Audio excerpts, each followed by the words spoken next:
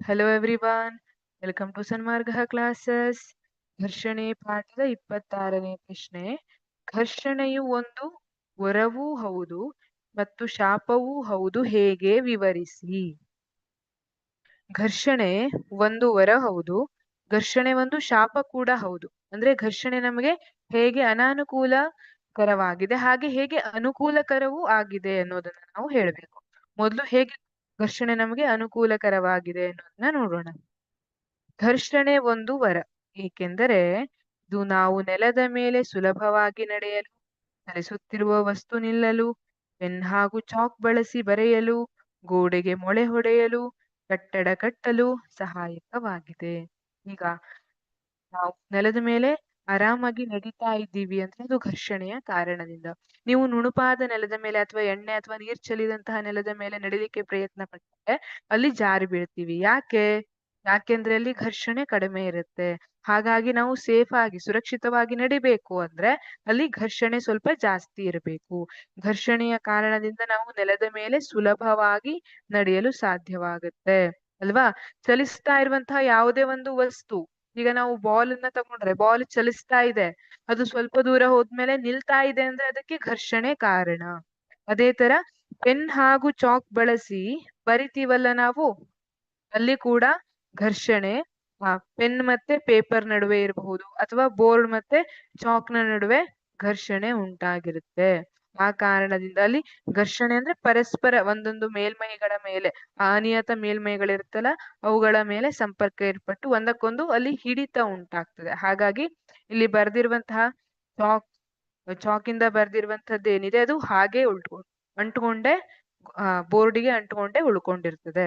ಅದೇ ತರ ಗೋಡೆಗೆ ಮೊಳೆ ಹೊಡೆಯಲು, ಕಟ್ಟಡ ಕಟ್ಟಲು. ಒಂದ್ ವೇಳೆ ಘರ್ಷಣೆ ಅನ್ನುವಂತಹ ಕಾನ್ಸೆಪ್ಟ್ ಇರ್ಲಿಲ್ಲ ಅಂದ್ರೆ ನಾವು ಕಟ್ಟಡವನ್ನ ಕಟ್ಟಲಿಕ್ಕೆ ಸಾಧ್ಯ ಆಗ್ತಿರ್ಲಿಲ್ಲ. ಹಾಗಾಗಿ ಘರ್ಷಣೆ ಒಂದು ವರ. ಹಾಗೆ ಘರ್ಷಣೆ ಒಂದು ಶಾಪ, ಏಕೆಂದರೆ ಅದು ಸ್ಕ್ರೂಗಳನ್ನು, ಬಾಲ್ ಬೇರಿಂಗ್ ಅಥವಾ ಬೂಟಿನ ತಳದ ಅಟ್ಟೆಗಳಂತಹ ವಸ್ತುಗಳನ್ನು ಸವೆದು ಹೋಗುವಂತೆ ಮಾಡುತ್ತದೆ. ಯಂತ್ರದಲ್ಲಿ ಉಷ್ಣ ಉತ್ಪತ್ತಿ ಮಾಡಿ ಯಂತ್ರದ ಸಾಮರ್ಥ್ಯವನ್ನು ಕಡಿಮೆ ಮಾಡುತ್ತದೆ ಅಂತ ಹೇಳ್ತಾರೆ. ನೋಡಿ, ಇಲ್ಲೆಲ್ಲ ಘರ್ಷಣೆಯ ಕಾರಣದಿಂದ ಇಲ್ಲಿ ಸವೆದು ಹೋಗುವಂತೆ ಮಾಡಿದೆ. ಇದೇ ತರ ನೀವು ಬಹಳಷ್ಟು ವರ್ಷದ ಕಾಲ ಒಂದೇ ಚಪ್ಪಲನ್ನ ಹಾಕೊಂಡು ಹೋದ್ರೆ ಅದರ ಕೆಳಗಿನ ಭಾಗ ಏನಿರ್ತದೆ, ಅಟ್ಟೆ ಅಂತ ಕರಿತೀವಿ, ಅದು ಸೌದ್ ಹೋಗೋದನ್ನ ನೋಡ್ಬೋದು ಅಲ್ವಾ.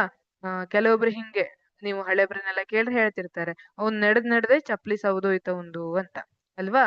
ಅಂದ್ರೆ ನಾವು ಜಾಸ್ತಿ ಚಪ್ಪಲನ್ನ ಉಪಯೋಗಿಸ್ಕೊಂಡು ನಡೆದ್ರೆ ಏನಾಗ್ತದೆ, ಸವದು ಹೋಗ್ತದೆ. ಯಾವ ಕಾರಣದಿಂದ? ಘರ್ಷಣೆಯಿಂದ. ಅದೇ ತರ ಬಾಲ್ ಬೇರಿಂಗ್ ಗಳಲ್ಲಿ ಕೂಡ ಸವೆದು ಹೋಗುತ್ತೆ, ಬಾಲ್ ಬೇರಿಂಗ್ ಗಳು ಕೂಡ ಸವೆದು ಹೋಗುತ್ತೆ. ಇಲ್ಲಿ ಯಂತ್ರಗಳಲ್ಲಿ ಇದೇ ತರ ಮಿಕ್ಸರ್ ಮತ್ತೆ ಗ್ರೈಂಡರ್ ಗಳೆಲ್ಲ ಏನಾಗುತ್ತೆ, ನಮ್ಮ ಸಾಮಾನ್ಯವಾಗಿ ಸಿಗುವಂತಹ ಉದಾಹರಣೆ ಅದಲ್ವಾ. ಇಲ್ಲಿ ಏನಾಗುತ್ತೆ ಅಂದ್ರೆ ಇಲ್ಲಿ ಉಷ್ಣ ಉತ್ಪತ್ತಿ ಆಗತ್ತೆ, ಆ ಕಾರಣದಿಂದ ಯಂತ್ರದ ಸಾಮರ್ಥ್ಯ ಕಡಿಮೆ ಆಗತ್ತೆ ಅಲ್ವಾ. ನಾವು ಒಂದಿಷ್ಟು ಶಕ್ತಿಯನ್ನ ಕೊಟ್ಟು ಯಂತ್ರ ತಿರುಗುವಂತೆ ಮಾಡ್ತಾ ಇದೀವಿ. ಈಗ ಆ ಶಕ್ತಿಯಲ್ಲಿ ಸ್ವಲ್ಪ ಶಕ್ತಿ ಉಷ್ಣವಾಗಿ ಪರಿವರ್ತನೆ ಆಗ್ಬಿಟ್ರೆ ಆ ತಿರುಗಲಿಕ್ಕೆ ಬೇಕಾದಂತಹ ಶಕ್ತಿ ಕಡಿಮೆ ಆಗತ್ತೆ. ಆ ಕಾರಣಕ್ಕಾಗಿ ಅದು ಯಂತ್ರದ ಸಾಮರ್ಥ್ಯವನ್ನ ಕಡಿಮೆ ಮಾಡುತ್ತದೆ ಅಂತ ಹೇಳ್ತೀವಿ.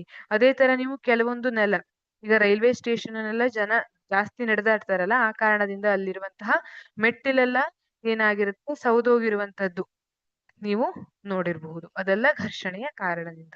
ಹಾಗಾಗಿ ಘರ್ಷಣೆ ಒಂದು ಪಾಪ ಕೂಡ ಹೌದು. Thank you.